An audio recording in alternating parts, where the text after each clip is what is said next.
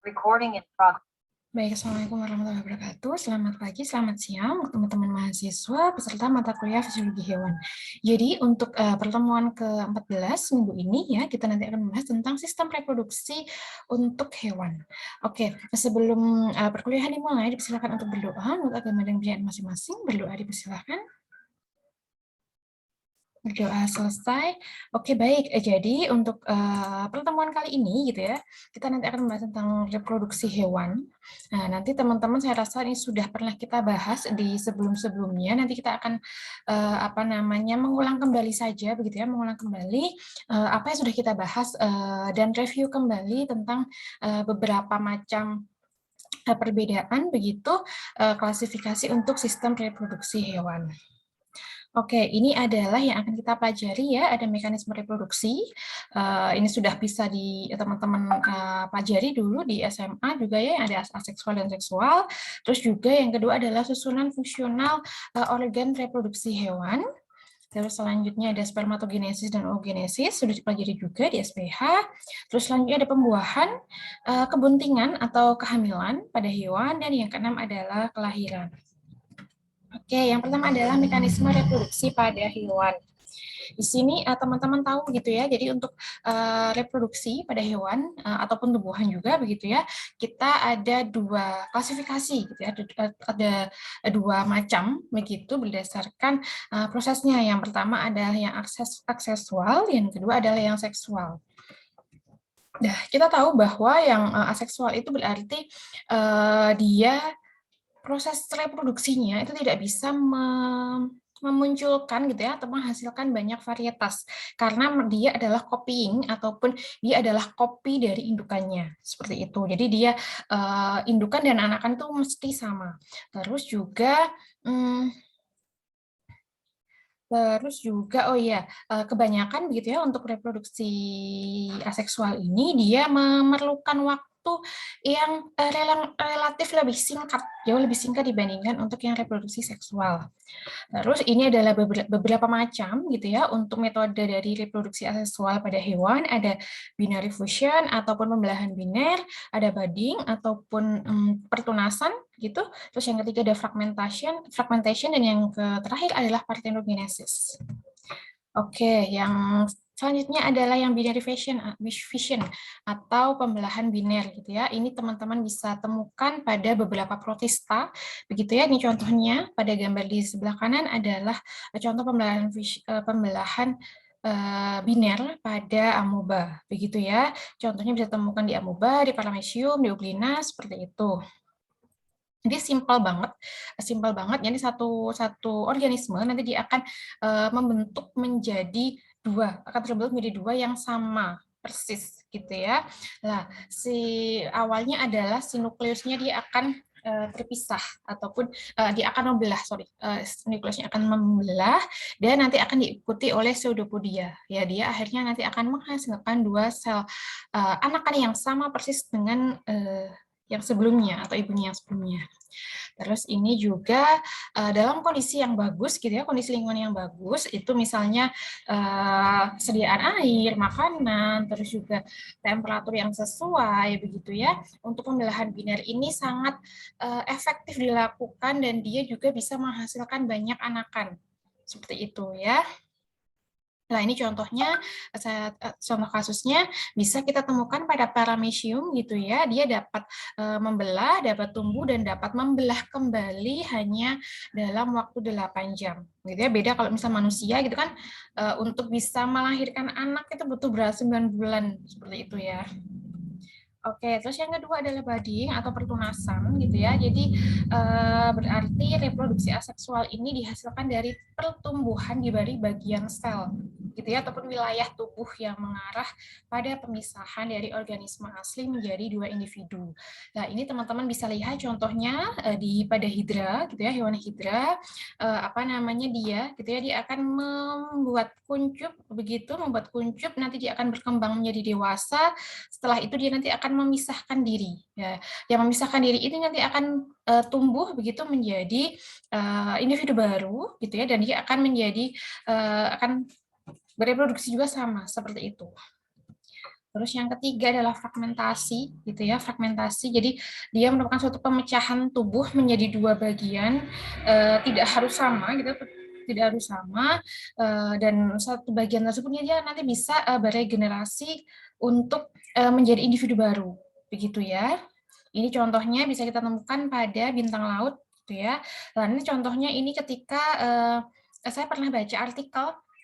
Jadi di Jepang atau di mana itu sudah lama banget, saat akhirnya ditemukan gitu ya, fragmentasi pada starfish ini, dulu itu petani Jepang, nelayan Jepang kalau tidak salah, ataupun petani tambak gitu ya, tambak, tiram seperti itu, mereka apa ya, kecolongan begitu karena tilamnya diobrak-abrik ataupun dimakan oleh si starfish ini, kayak gitu ya, atau bintang laut ini. Lah, saat itu gitu ya, para nelayan itu memotong starfish ini menjadi dua bagian. Ya, yang kita kira begitu dia bakalan mati, tapi ternyata dia tidak mati, malah dia akan lebih cepat memperbanyak diri seperti itu, sehingga apa namanya, lahan ataupun tempat gitu ya, tilamnya tadi dia akan banyak dimakan ataupun dirusak oleh si starfish tadi. Padahal karena ketidaktahuan gitu ya, saat itu ketidaktahuan bahwa si starfish ini dia bisa bereproduksi secara fragmentasi.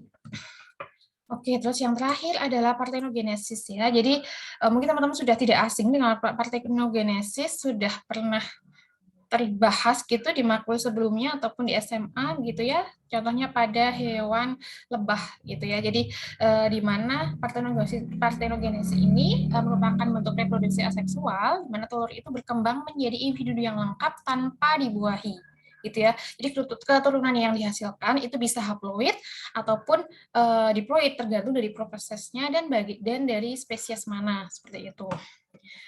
Untuk yang partenogenesis ini bisa terjadi pada invertebrata, teman-teman bisa menemukan pada kutu air, rotifera, ataupun serangga gitu ya, juga pada semut, pada tawon, dan juga pada lebah.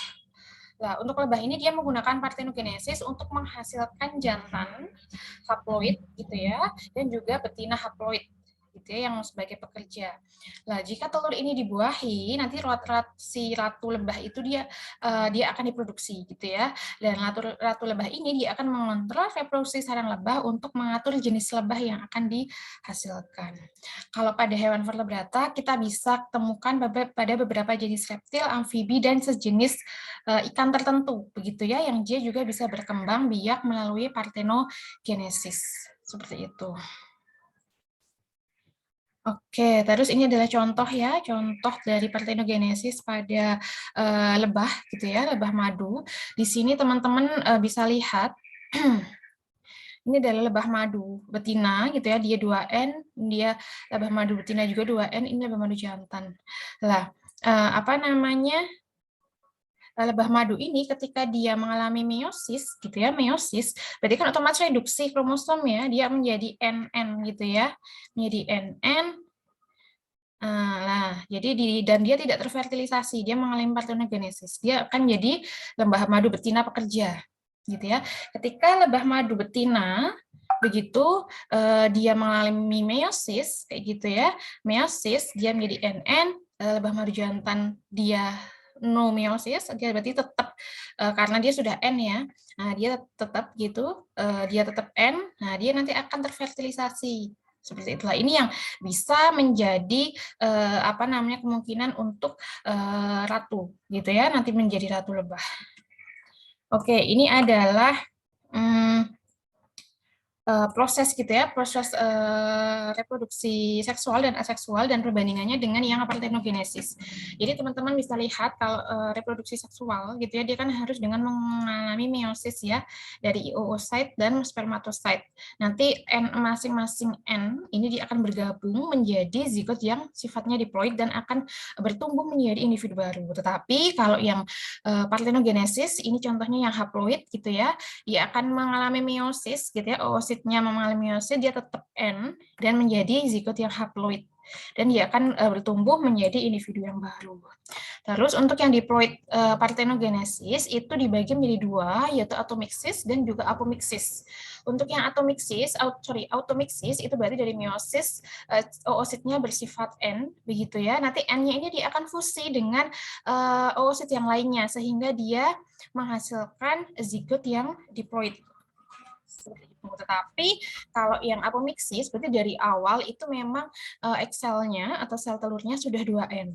Begitu ya. Jadi dia akan bertumbuh tetap 2N atau diploid telur yang diploid.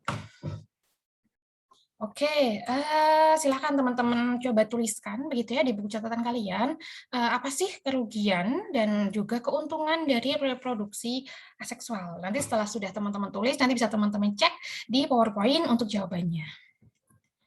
Oke, sekarang kita membahas tentang sexual reproduction gitu ya, ataupun reproduksi seksual, di mana reproduksi seksual berarti dia membutuhkan dua parents gitu ya, membutuhkan orang tua, yaitu male, jantan, dan juga betina, seperti itu. Oke, terus ini adalah teman-teman bisa lihat ya, dengan adanya reproduksi seksual itu otomatis sifat yang dihasilkan dari anakan itu bisa berbeda dengan orang tuanya, begitu ya, bisa lebih mirip ke jantan, mirip ke betina, ataupun perpaduan keduanya. Ini adalah salah satu contoh beberapa gen gitu ya yang bisa diwariskan dari dad sama mom. Terus nanti gitu ya anaknya itu nanti dia tergantung gitu ya, dia akan mendapatkan B besar atau B kecil. Ya itu nanti akan terekspos ataupun dia akan terlihat melalui fenotipnya seperti itu. Oke, teman-teman bisa sebutkan lagi gitu ya, bagaimana keuntungan dan kerugian dari reproduksi seksual. Silakan ditulis dan dicatat di buku catatan. Nanti silahkan bisa dicek ulang untuk jawabannya di PPT yang saya bagikan. Oke, ini karyotype ya. Nanti ini sekedar informasi saja begitu ya. Ini pada yang kanan itu yang female, yang kiri itu yang male, yang laki-laki.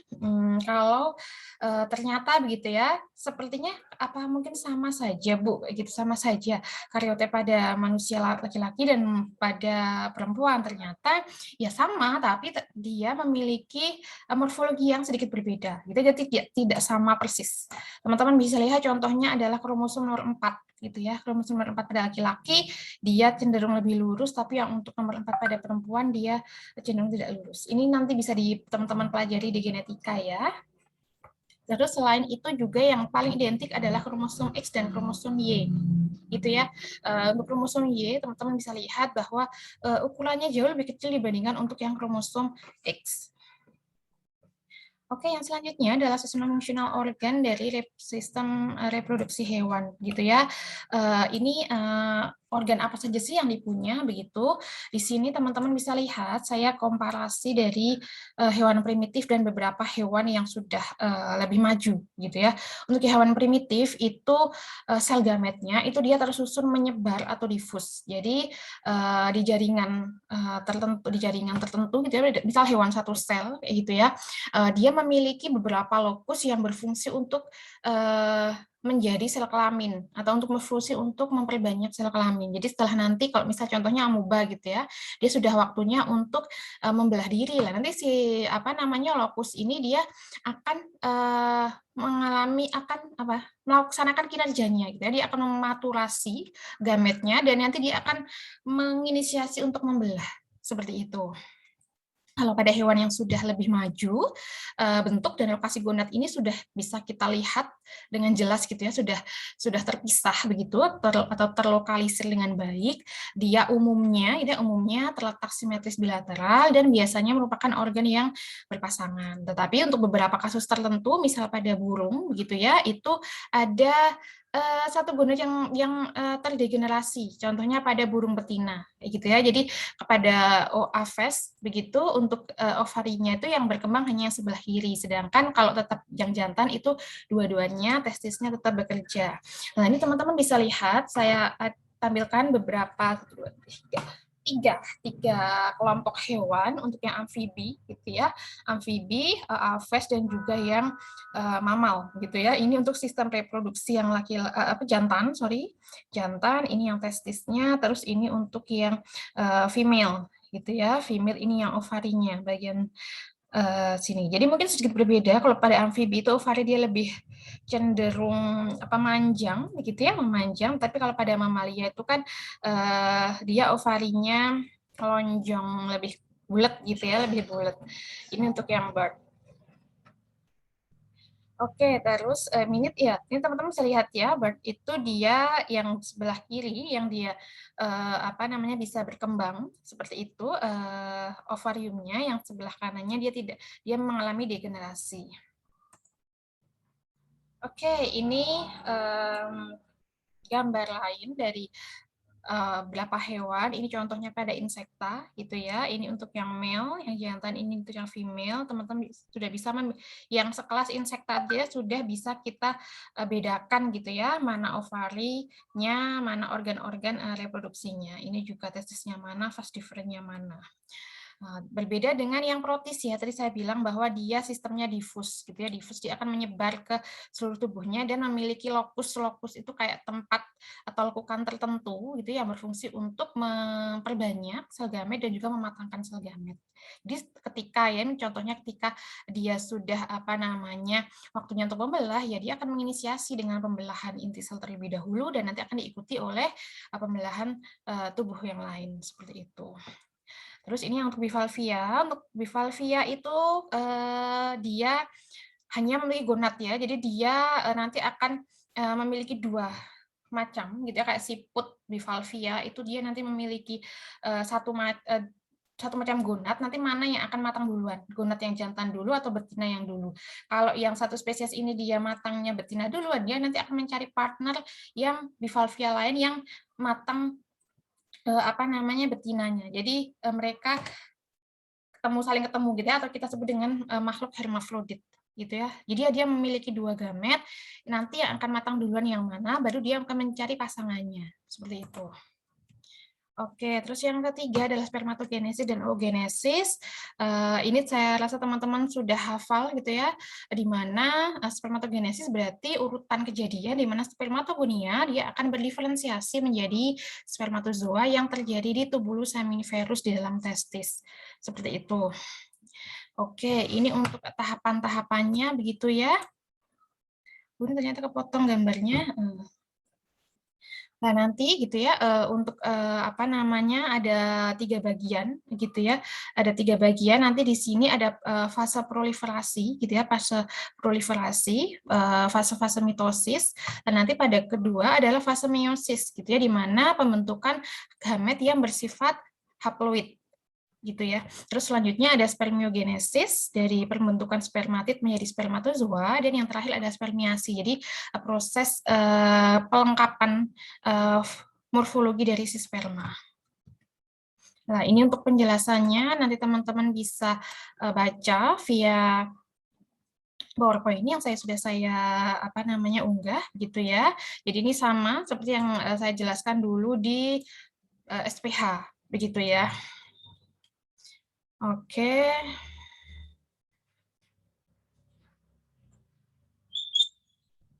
Oke, ini yang kedua adalah proses oogenesis gitu ya, di mana oogenesis merupakan proses pembentukan sel telur atau ovum di dalam ovarium gitu ya, dan itu terjadi di ovari gitu ya, dan saluran telur. Jadi dan itu untuk mamalia itu dimulai sebelum dia lahir. Seperti itu. Nah, ovarium itu dia terdiri atas dua gitu ya, untuk morfologinya, bagian korteks dan bagian medula, dan oogonia itu terdiri atau oogonia tersebut itu berada di bagian korteks atau bagian yang pinggir. Seperti itu. Oke, ini untuk tahapannya, nanti silakan teman-teman bisa baca via PowerPoint gitu ya, ringkasnya. Terus yang selanjutnya adalah pembuahan atau fertilisasi, di mana fertilisasi itu merupakan peleburan dua gamet yang dapat berupa nukleus gitu ya, ataupun sel-sel yang bernukleus untuk bisa membentuk sel tunggal atau zigot, atau kita sebut dengan peleburan nukleus. Untuk fertilisasi ini nama lainnya bisa dengan conception atau impregnation, dan juga ada insemination. Nah, ini untuk tahapan-tahapannya begitu ya. Jadi yang pertama, sperma ini dia akan membentuk kontak dengan ovum gitu ya. Dia akan pertama yang ditemukan adalah zona pellucida. Dia akan membentuk kontak dengan zona pellucida dengan cara mengeluarkan membuka akrosomnya ya. Nah, di sini akrosom ini dia memiliki enzim hidrolitik yang berfungsi untuk menembus si zona pellucida. Begitu ya. Nah, akrosom tadi setelah dia menembus zona pellucida, dia juga akan menembus gitu ya, menembus perivitelin ya, membran perivitelin. Nah, di sini di membran perivitelin ini terdapat reseptor protein gitu ya, di mana nanti ketika spesiesnya sama, cocok begitu ya, nanti si reseptor protein ini dia nanti akan bisa menerima kedatangan dari si sperma tersebut. Sehingga sperma tersebut bisa fusi dengan telurnya, begitu ya. Jadi nanti ini si inti spermanya dia nanti akan masuk ke dalam telur, gitu ya, sehingga dengan adanya ini ya, kortikal glandul ini, dia nanti akan menuju ke membran luar ini yang bagian merah seperti ini, sehingga dia memperbolehkan agar si spermanya masuk.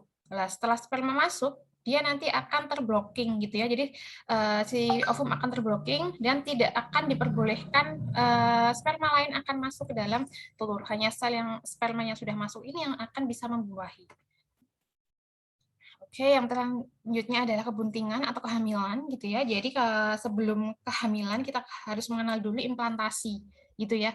Jadi berbeda dengan telur pada aves begitu ya, reptil atau hewan-hewan monotermata yang lain, dia memiliki kuning telur sehingga zigotnya itu bisa berkembang ataupun bisa mendapatkan makanan dari kuning telur lah. Tetapi untuk mamalia itu kan kuning telurnya dia berukuran cukup kecil dan dia hanya sedikit menyimpan makanan, sehingga untuk mendapatkan makanan bagi pertumbuhan si zigotnya itu dia harus memerlukan asupan dari indukannya seperti itu. Jadi dia harus menempel pada indukannya, begitu ya.